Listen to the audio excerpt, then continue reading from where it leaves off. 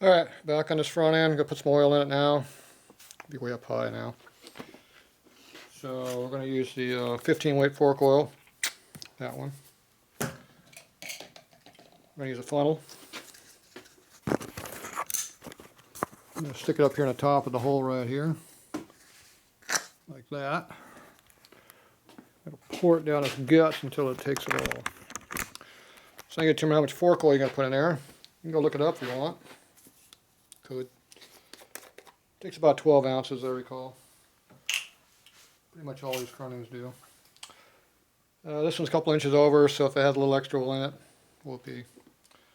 So there's a wet and dry number.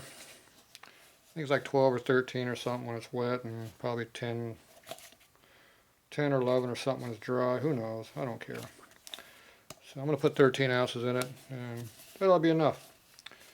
Let's see. So you got 8, 10, and 12, and then 14 is way up there. So we want to go more than 12, but not quite to 14. There's going to be some oil cling on the first one, so we'll get about 13.5 ounces initially. So I'm going to fill right up to my thumbnail there, give or take a little bit. Okay, that's about 13 right there, so I'm going to put about half an ounce for cling. About half an ounce for cling. So there we go, should be about right. So there's 8, 10, 12, 13.5 or so. Cling is how much sticks in the bottle in the funnel. Doesn't go in the fork. Okay, I just pour it in there slowly, and well, he's going to go too fast. It shouldn't be an issue. So,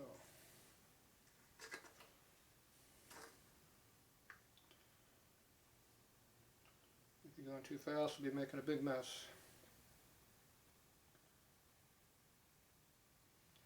Make sure you have an air gap around the funnel. It shouldn't back up in the fork itself. The funnel might back up, but not the fork. If you push it tight into the fork and backs up in the funnel, it might pour out around the outside of the funnel.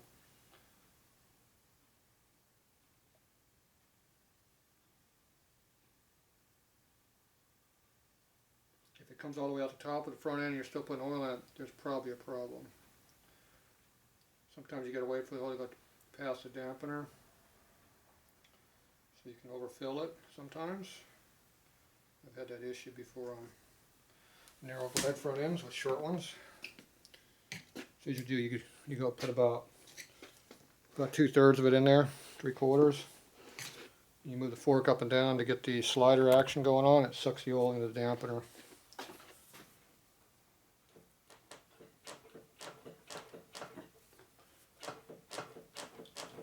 Appears to be pretty stiff, so it's not letting me do much.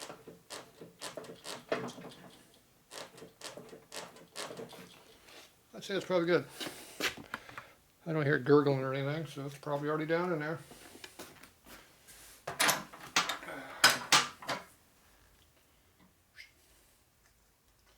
Same deal again.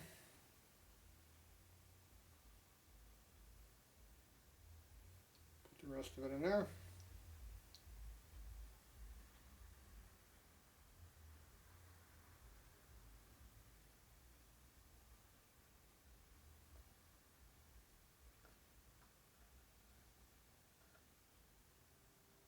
Okay.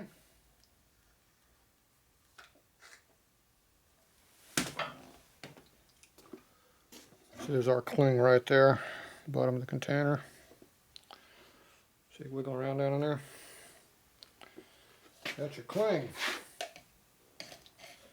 Okay, I'm going to do it again. Where's our marker at? Over here. So there you go. 10, 12, 13 is right there. Do it again.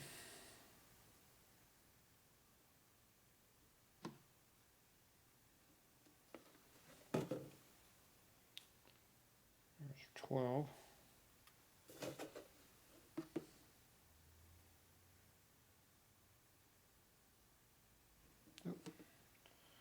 And there's roughly 13.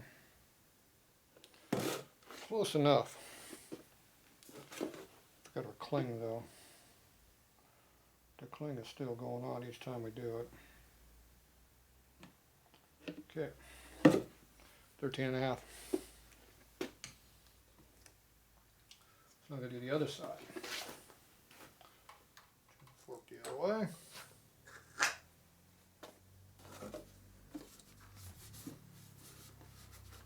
Wipe off the excess oil and quartz so it doesn't make a big mess. Okay, I'm going to pour it in on this side. Same deal, stop about 3/4 of the way down. Alright.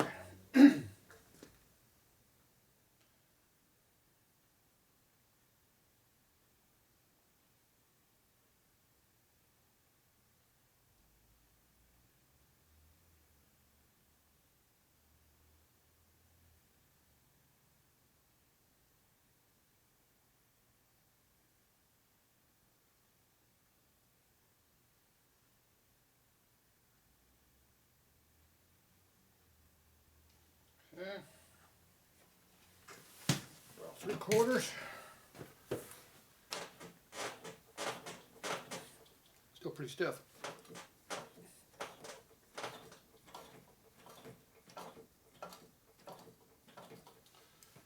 Alright, that's enough for workout for me.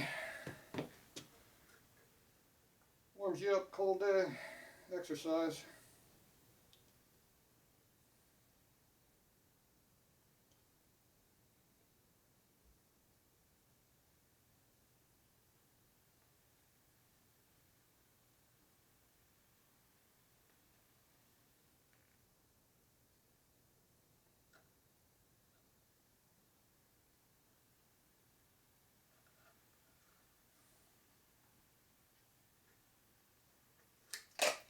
Okay, there's our recording.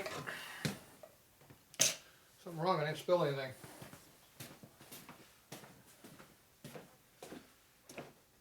Must be slipping up. Alright, so that's in there now.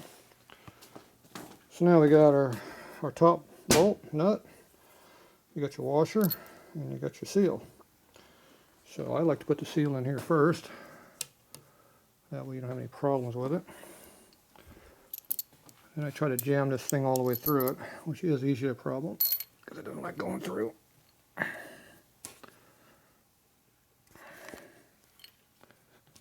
Try to get it started. Now there's two different threads on these things. The Showa forks are metric and the old Harley forks are American. They don't mix.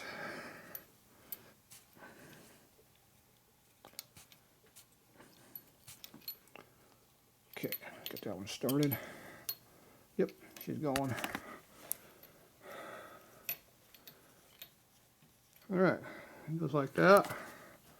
So the seal is still up in there. You tighten everything down, the seal's good. And if you put any bolts in here, if you have the flat spot where it belongs, is there. You can see how the fork sticks up higher than the flat spots. It'll notch the fork for you when you put it in. For some reason, most all aftermarket forks are made wrong. What a shocker. That's how they do it. Okay, now we just got to screw this thing all the way down.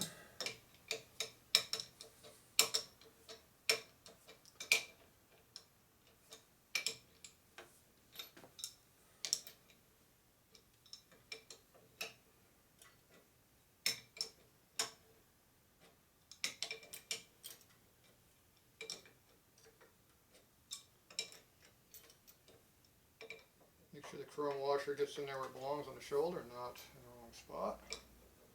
So as you hold it there in the fingers until the grab will hold the right area. Okay, there's the right spot now. The fork's starting to get tight.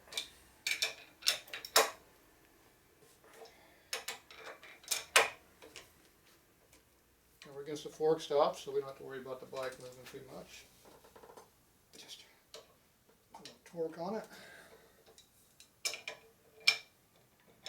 And a wide glide front is the only thing that holds your bike together, this top nut. So put some torque on it. Okay, then I go over here and I loosen up this bolt.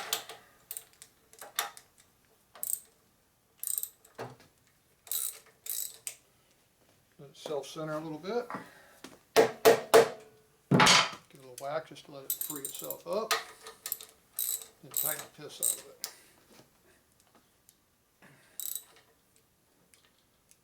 Okay. Pretty tight for now. I'll probably retorque it again after it's on the ground where I can get more leverage on it. Okay, so that one's good. Do the same thing on the other side now. There's our seal. Washer and our wrench. Ugh.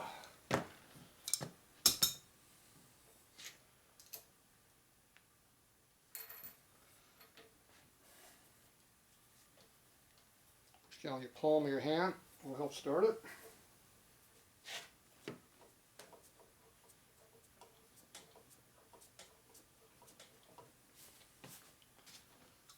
Warms you up too. Make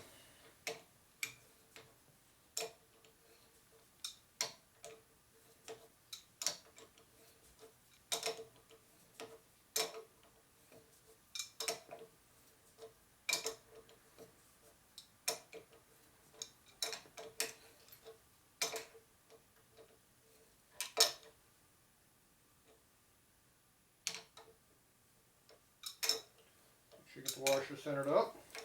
There we go.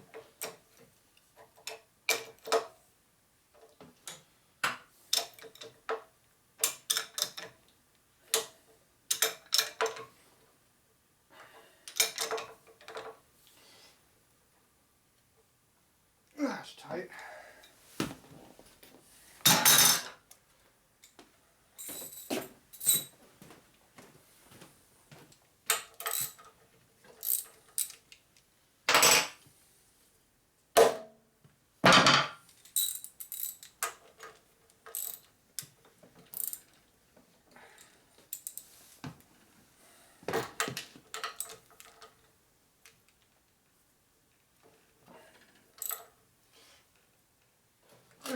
Pretty tight on that one.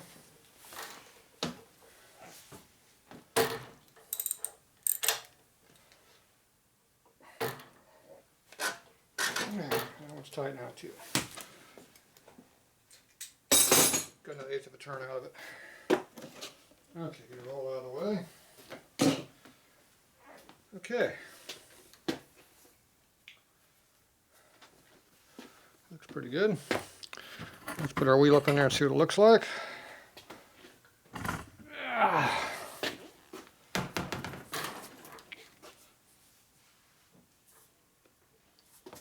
was still going to put a new tire and everything on here yet, but not there yet.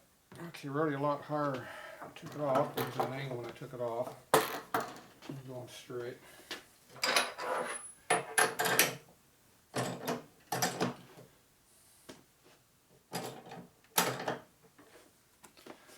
Close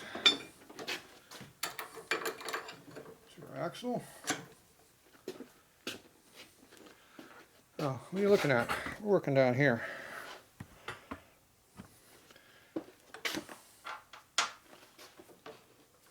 Hey, don't go away. So you jack the bike up until the axle's lined up. You don't have to fight it, it goes right in, see? You got your spacer goes on the other side. We're not running the speedometer drive. And you line up with the other side. Space where it belongs. Okay, and again.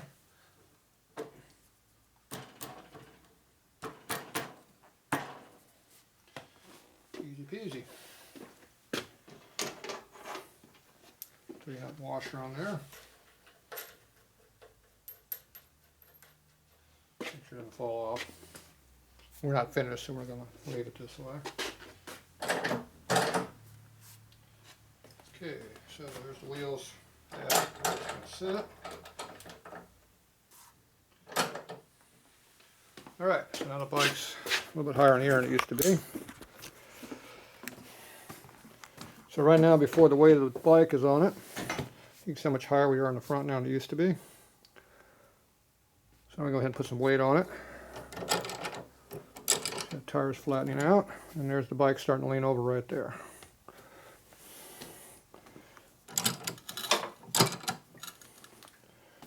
Make sure your kickstand's out. The kickstand's over there. We're not on the hoist yet. So it keeps leaning a little bit, see? Alright. So we're quite a bit up in the air, so you gotta put a little compression on the front end. I don't have any handlebars to push with, so we just have to manually shove the front end up into it here.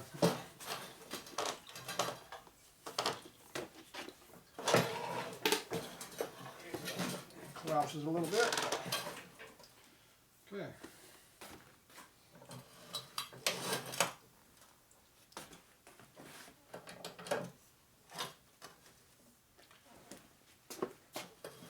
Still got weight on the front end, but I got the bike more or less straight up and down with the jack. So you can see how much higher the front end is now. So now the frame is noticeably higher in the front, and we got over an inch here, and before we were negative probably a 1/4 inch or 3/8. So we've gained a solid 1.5 inches here minimum on the front of our frame. I mean higher than we were before. Now when you ride it's going to settle probably another 1/2 inch pretty easily. So it'll still be a little high in the front, but a lot better than what it is. But now you get all this extra ground clearance. These are a lot higher in the air now, so you can lean further before you bottom out. So it becomes a lot more of a rideable bike when you do that. You can see how much higher the front end is right now. Quite a bit higher. So anyway, it looks a lot better now, I think. So get back over here so you get a better idea. So right now you're about that height there. So it's pretty even. And we're going to put a fender on the bike too, which will be over here. The camera out of the way.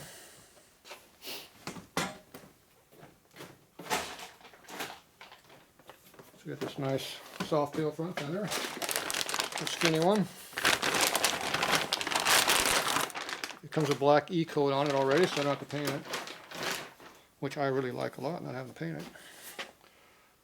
So usually the long side goes to the rear.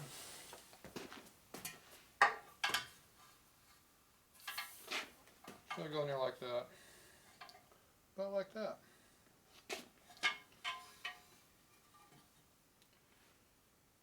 Have to find some bolts for it, because I don't have any bolts.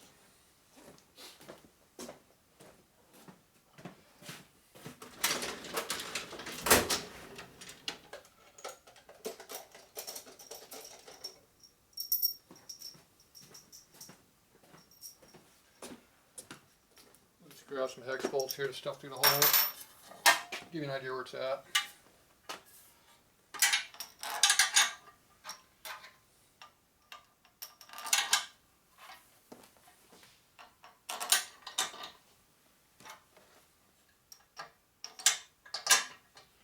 There you go.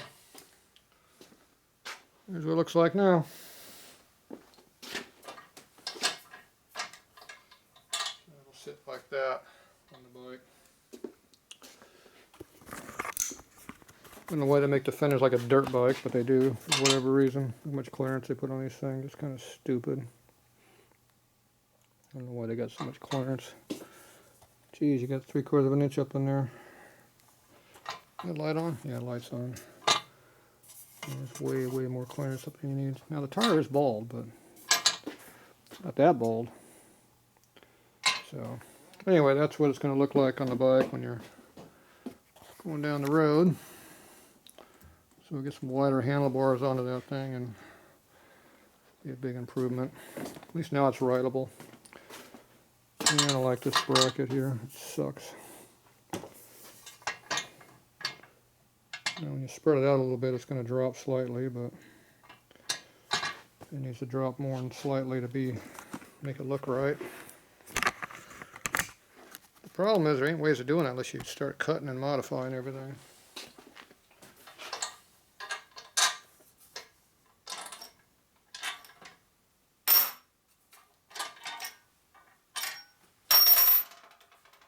The first thing I do is get it wider. Oh, that is flexible. That is not Harley Davidson material.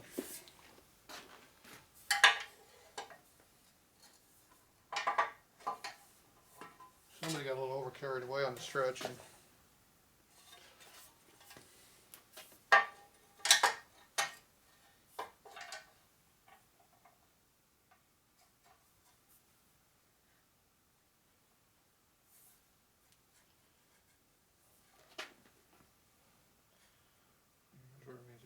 about like that where it needs to be, but you know, that's an inch lower. Yeah, that would hit right there. You have to jack it up a little bit more than that. But right there looks good. About 3/4 inch drop would be perfect. Probably can't drop a 3/4 inch. You can only slot the holes until you run out of material.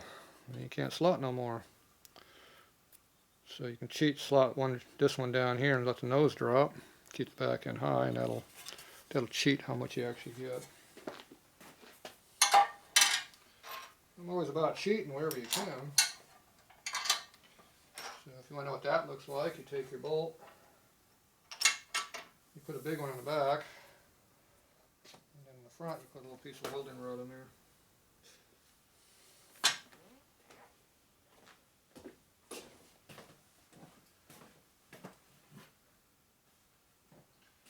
A little small screw in there, which I don't have right now.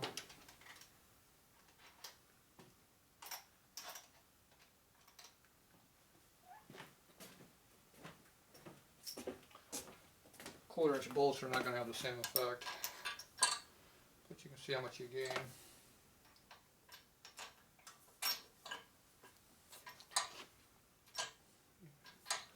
There you go. See, with quarter-inch bolts you can kind of get the same effect. So you just push it down on the front.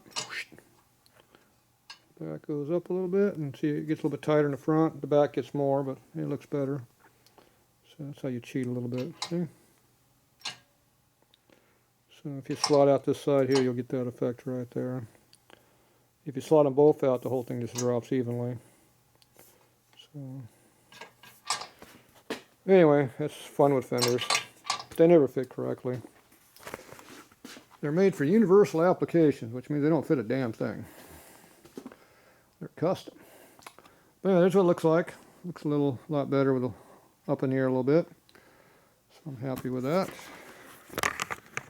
So let's put it on the kickstand and put all the weight on it. See what happens here.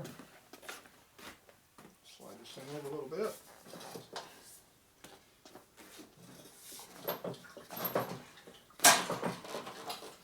There we go.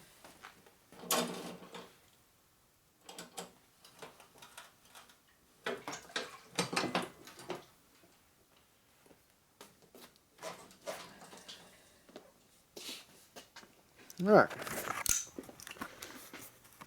See, now the bike's got a little bit of lean to it, like it's supposed to, so it won't fall over. Because now the bike's the right height, and you can see how it's still a little bit lower here than here, but pretty close. And if you want to know how much it is, you go like this in the back. We're touching. And we got not quite my fingers. There's a difference. So there you go.